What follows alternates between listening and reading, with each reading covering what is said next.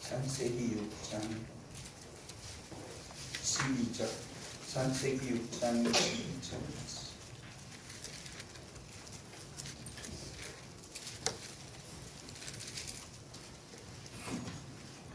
창세기 6장 22절. 같이 읽도록 하겠습니다. 노아가 그와 같이 하여 하나님이 자기에게 명하신 대로 다 준행하였더라. 아멘. 노아가 살던 시대는 굉장히 악이 가득한 시대였습니다. 하나님께서 차마 눈 뜨고 볼 수 없을 정도로 악이 관영했던 시대였습니다. 노아가 살던 시대만 해도 사람들이 수백 년을 살던 시대입니다. 700살, 800살, 900살 이렇게 사람들이 살던 시대. 그러니까 하나님께서 은혜를 많이 주신 거죠. 오늘날처럼 공기가 오염되지도 않았고, 그리고 그 당시만 하더라도 짐승이나 그 모든 살아가는 동물들이 여전히 하나님의 저주 아래 있어서 많이 훼손되긴 했어도 그래도 하나님의 은혜가 오늘날의 시대보다 훨씬 더 크게 임하던 시대였습니다. 그래서 오늘날처럼 갑자기 막 기온이 뚝 떨어졌다 올라가고 막 이 아닌 곳에 홍수가 나고 같이 오면 눈보라랑 몰아치고 가뭄이 들고 그러지 않았습니다. 모든 것이 풍요로웠던 시기였죠. 그럼에도 불구하고 인간의 죄는 모든 것이 다 잘 갖춰진다 그래서 사라지는 게 아니었고, 오히려 모든 것이 잘 갖춰진 그 상황 속에서 인간의 죄는 더욱더 관영하게 되었고, 인간이 살아가는 세월이 길면 길수록 더 죄를 짓는 시간이 길어질 뿐이었던 시대가 바로 노아가 살던 시대였습니다. 그래서 하나님께서는 이 땅에 살아가는 모든 호흡이 있는 자들을 다 멸하기로 하나님은 그렇게 작정을 하셨고, 그 가운데 하나님께서 은혜를 노아와 그의 가족에게 베풀어 주셨습니다. 그리고 이 땅에 살아가는 호흡하는 짐승들을 한 쌍, 그리고 두 쌍, 그리고 또는 7쌍이고 나오니까 2쌍과 7쌍에게 하나님께서 은혜를 주셔서 노아로 하여금 거대한 방주를 만들게 하고, 그곳에 노아의 가족들과 모든 그 짐승들을 다 들어가게 하셨죠.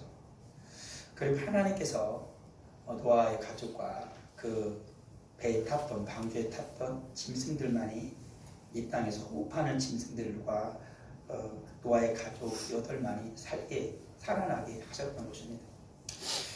그 가정 가운데에 하나님께서 하신 말씀, 성경의 기록 26장 22절이 나옵니다. 노아가 그와 같이 하여 하나님이 자기에게 명하신 대로 다 순종하였다, 준행하였다 이렇게 나옵니다. 그러니까 노아가 그 시절에 하나님의 음성을 듣고 하나도 빠짐없이 하나님이 하란 그대로 다 했다라는 것입니다.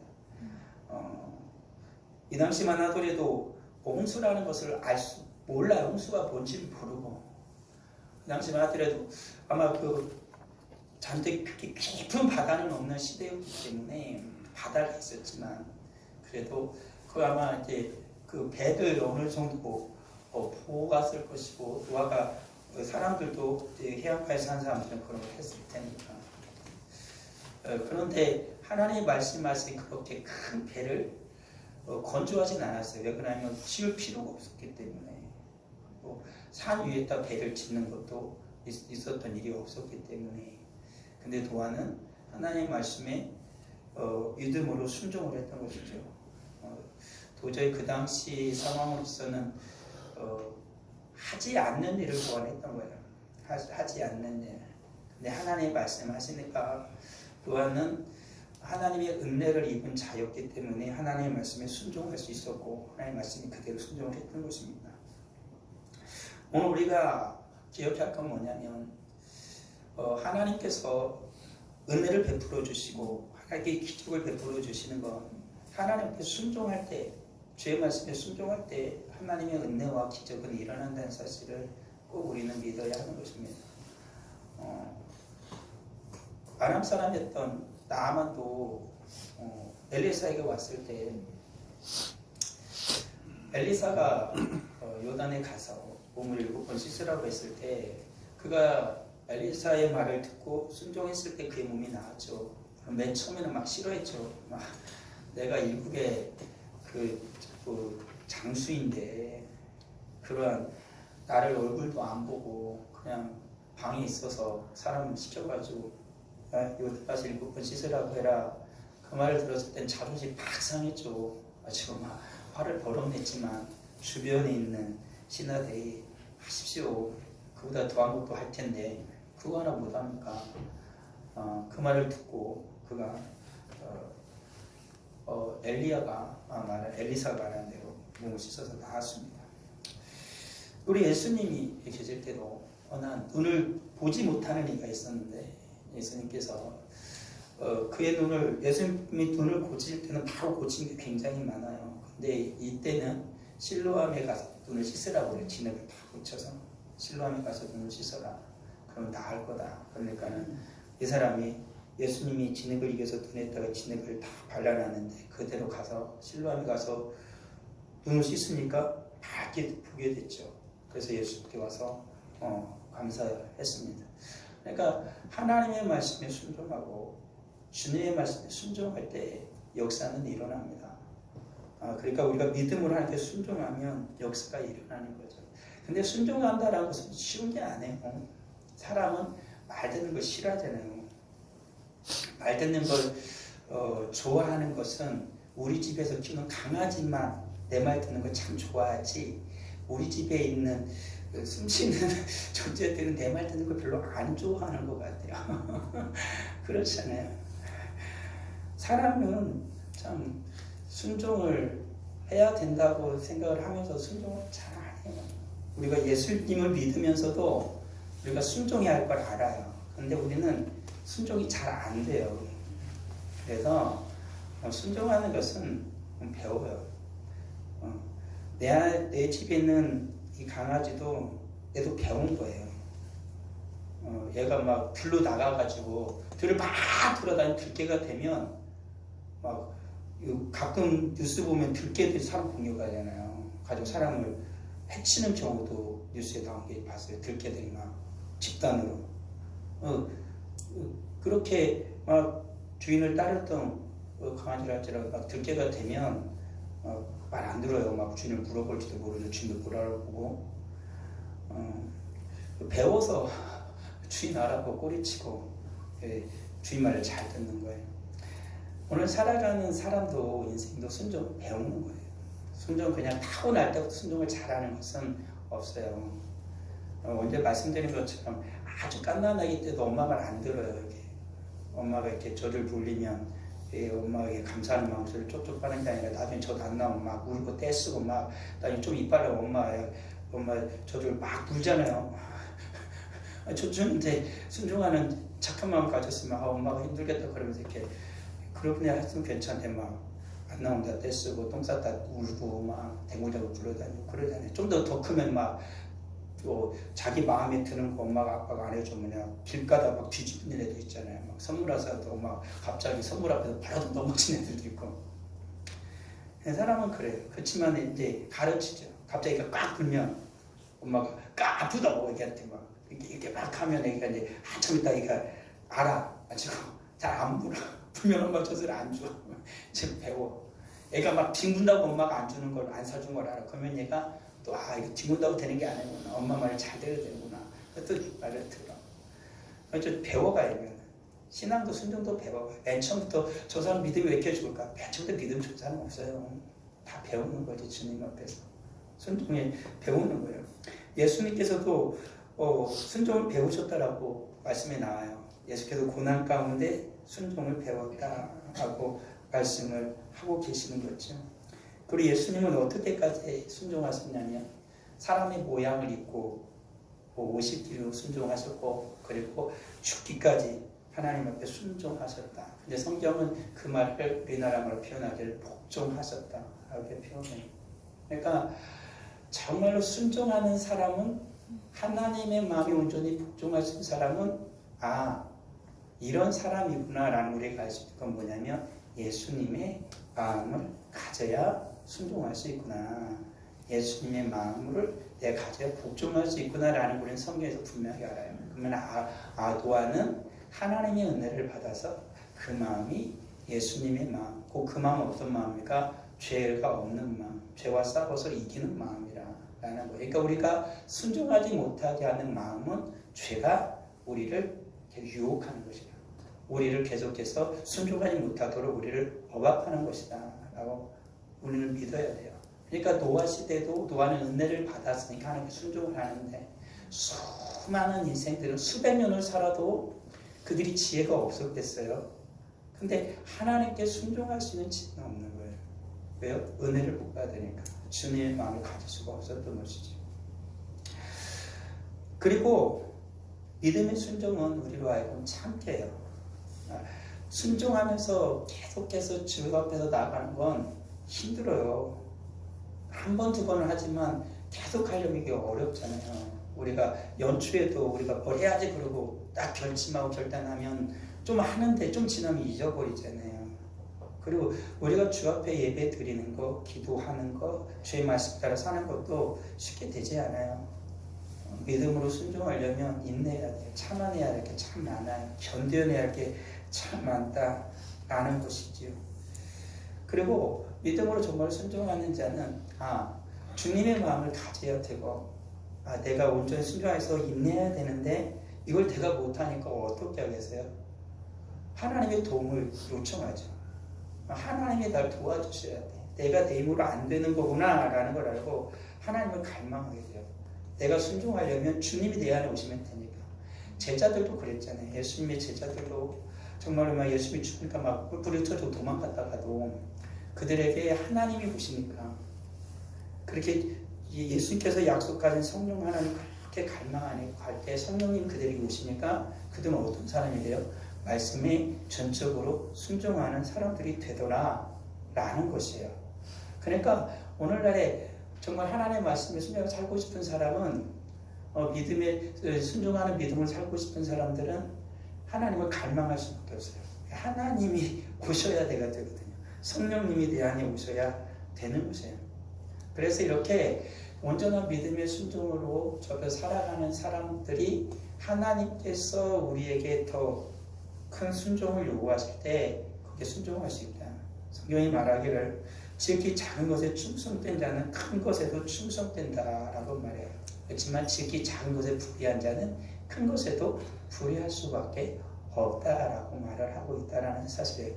그러니까 우리가 주님 앞에 작은 것에 순종할 수 있는 자는 주님께서 그 작은 것에 순종하면서 하나님을 갈망하며 주님께서 그의 큰 은혜의 믿음을 주심으로 말미암아 그가 더 큰 것에서 순종할 수 있다라고 성경이 우리에게 말씀하고 있는 거죠.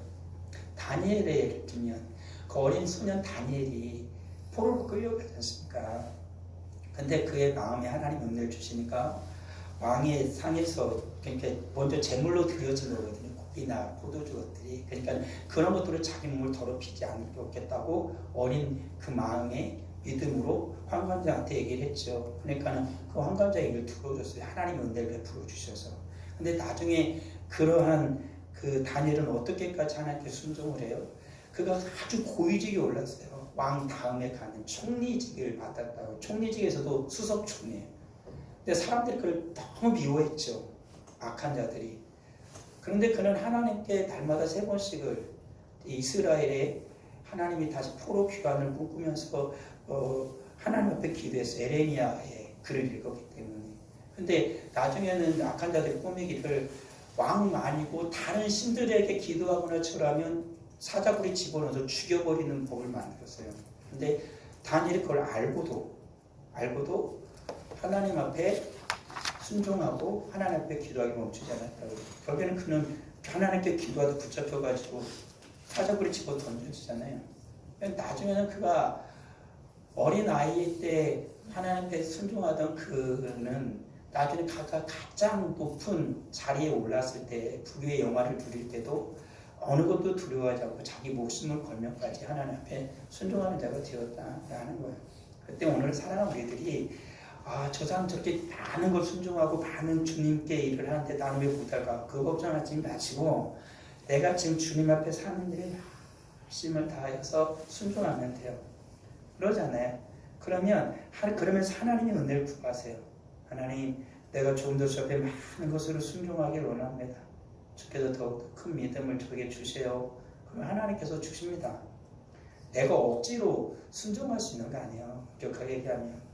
그러면 순종하는 마음을 줄 때까지 기다려내. 그거는 이후에 말했던 건 게으름이고 주님께 순종하는 자는 더 순종하고 싶어야지 왜 더 큰 은혜를 받고 더 큰 주님의 기쁨을 주시니까 그럴 수밖에 없는 거예요. 성도는. 그러니까 하나님께서 내가 지금 왜 그렇게 사세요? 작은 것에 순종하고 자기를 너무 내가 너무 순종 못한다고 자기를 너무나 스스로가 혼내거나 자격지심을 가질 필요가 없어요. 지금 내가 할 수 있는 이곳에서 최선을 주 앞에 순종하면서 하나님 은혜를 많이 구하십시오. 하나님께서 내 생명까지도 드릴 수 있을 만큼의 큰 은혜를 베풀어 주실 것입니다. 그런데 오늘 살아가는 이들이 이와 같은 하나님 앞에 하나님이 순종하는 게 복임에도 불구하고 많은 이들이 하나님 앞에 믿음으로 순종하는 게 아니라 자꾸 선택하려고 해요. 순종을. 그 선택을 순종하는 거 선택할 이건 순종하고 이건 안 순종하려고 그래요. 그러면 안 된다라는 것이에요. 순종은 믿음으로 하는 거지 순종을 선택적으로 하는 게 아니에요. 이건 내가 하고 이건 내가 안 하고 그게 아니에요. 그건 순종하는 게 아니라는 것이. 근데 오늘날 살아가는 많은 이들이 선택적으로 순종을 한다라는 거예요. 그리고 오늘 살아온 우리들이 믿음으로 순종하려면 기억할 게 있어요. 그게 뭐냐면 십자가의 강도를 기억해야죠. 그 사람은 마지막에 죽을 때야 예수님 앞에 구원을 받았죠. 그렇죠? 그 사람은 더 이상 주님 앞에서 일을 하고 싶어도 일할 수가 없다라는 거예요. 우리 사는 성도들도 잘 기억해야 돼요. 내가 지금 뭐 주장로님에서 같이 기도했는데 교회를 정말 나오고 싶어요. 아주 한 번은 몸이 안 좋은데도 3일 동안 작정하고 귀 와서 기도하고 가시더라고.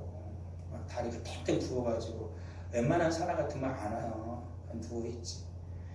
근데 오셔가지고 이제 작정하고 기도하시고 그리고 이제 했는데 오늘도 제가 전화 드렸어요. 이제 몸이 안 좋으시니까 모시고 오려고 그랬더니 목사님 그날도 내가 혹시라도 교회를 안 가면 성직교회 사람들이 내가 교회를 안 떠났나 보다 그 생각지 모르니까 감성금을 제가 준비했어요. 감성금을 좀 받아가세요 그러시는 거예요. 그래가지고 오실 수는 없을 것 같아요. 보니까는 앉아있으면 그냥 다리가 막 탱탱 붓는데 아주 병원을 갔다 와서 약을 지어오긴 하셨는데 좀 이따가 예배 마치고 와서 좀 말씀 좀 나눠봐야 될 것 같아요. 가지고 이제 누워있어야 좀 괜찮대요.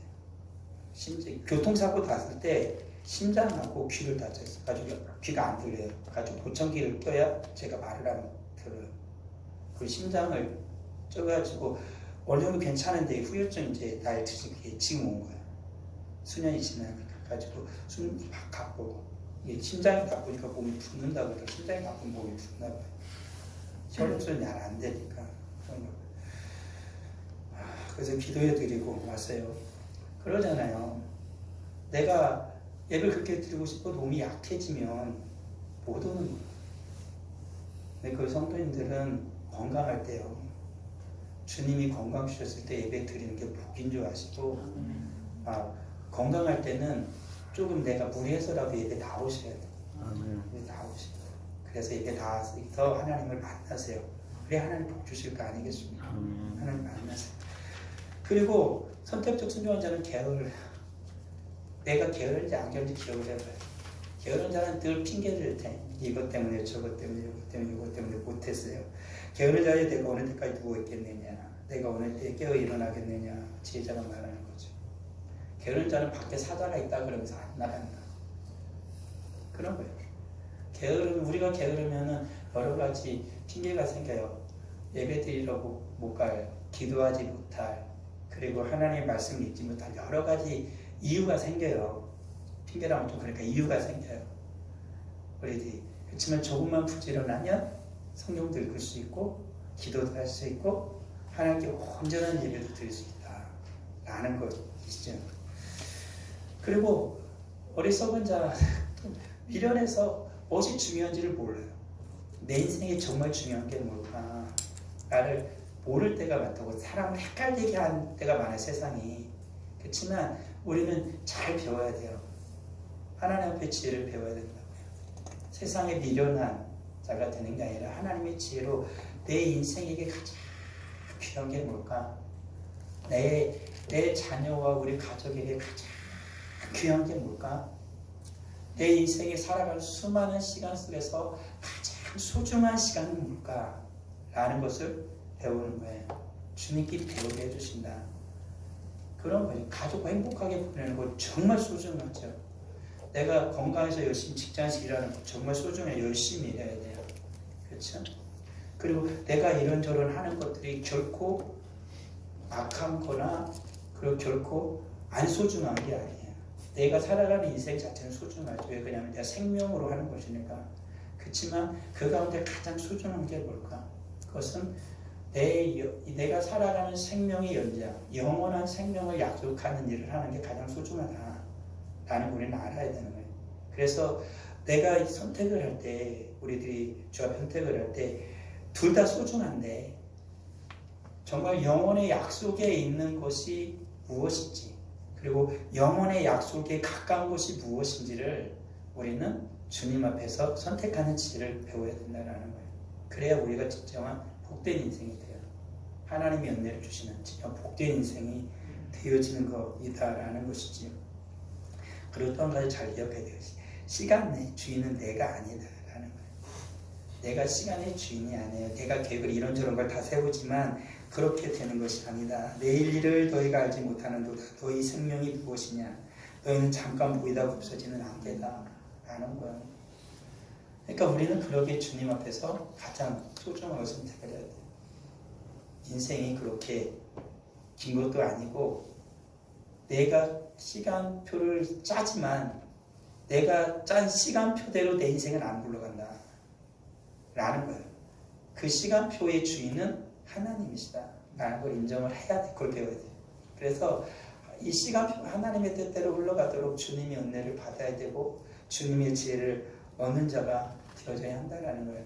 그러니까 우리는 이 모든 순간에 내가 선택을 하면서 순종을 하는 게 아니고 믿음으로 주님 앞에서 순종하는 자들이 되어져야 한다라는 거예요. 그래서 그 하나님 앞에 그 지혜를 가져야 돼요. 우리는 그때 하나님이 우리에게 크신 은혜와 복을 주시는 것이죠.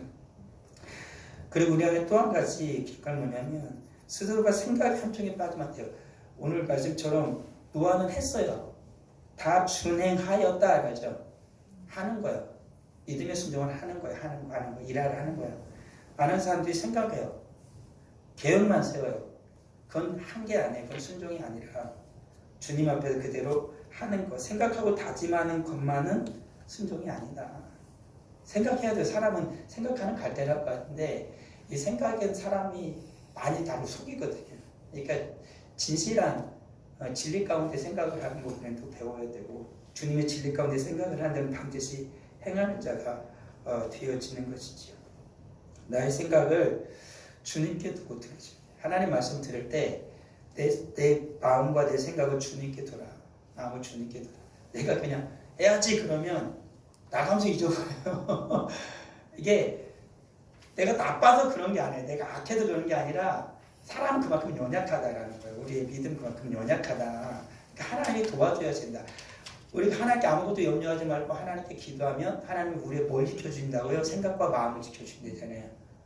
안 까먹게 할 수 있게 주님 지켜주신다. 너가 너의 생각을 속이지 않게 하나님 지켜주신다라는 거예요. 그때 우리 사랑하는 성도들이 내 생각을 마음을 하나님께 두고 주님의 말씀을 들어야 돼요. 하나님의 말씀을 들을 때 내가 스스로 생각하고 이렇고 저렇고가 아니라 하나님의 말씀을 내 마음을 하나님께 두고 듣는 자가 되어야 돼요. 그리고 하나님의 말씀을 듣고 그 말씀을 깊이 묵상하고 행해야 된다. 주님 말씀하기를 나더러 주여 주여 행하는 자마다 다 천국에 들어갈 것이 아니요 다만 하늘에 계신 내 아버지의 뜻대로 행하는 자가야 들어가리라 라는 거죠. 그러니까 말씀을 듣고 깊이 묵상하면 주님의 말씀을 듣고 주님의 뜻 가운데 순종하죠. 내가 원하는 대로 내가 이것도 하고 저것도 하고 막 내가 계획해서 사는 것에 대해서 주님은 나중에 분명히 말씀하시니까 난 모르겠고 그건 너가 알아서 한 거고. 그러게 진짜 믿음으로 순종하는 건 주님 앞에 내 마음을 두고 주님의 뜻 가운데서 행하는 것이 진정으로 순종하는 거예요. 그래서 나중에 주님 앞에 그게 드려지는 거라는 거죠. 내가 계획 세워가지고 이건 내가 하고 이건 내가 안 하고 그게 아니라는 거예요. 주님 앞에 기도하고 주님이 은혜를 주셔서 내 마음에 감동 주셔서 성령께서 이끄심 따라 하는 거예요. 기도하라 그런다. 힘든데 바쁜데 어떡하지? 그렇지만 순종하자는 기도에 믿음을 순종하잖아요. 그렇지만 선택적으로 순종하려고 그러면 다음에 지금 좀 바쁘니까 다음에 하자. 그러면 지금 주님은 말씀하셨지 다음에 말씀은 안 하셨잖아요. 지금 주님 앞에 하는 것이 그게 주 앞에 순종하는 거죠. 그리고 마음을 다해서 순종해야 돼요. 여기까지만이 아니고 주님께서 하라는 데까지 순종을 해야 돼요. 마음을 다하여 뜻을 다하여 힘을 다하여 주님 앞에 순종을 하는 겁니다.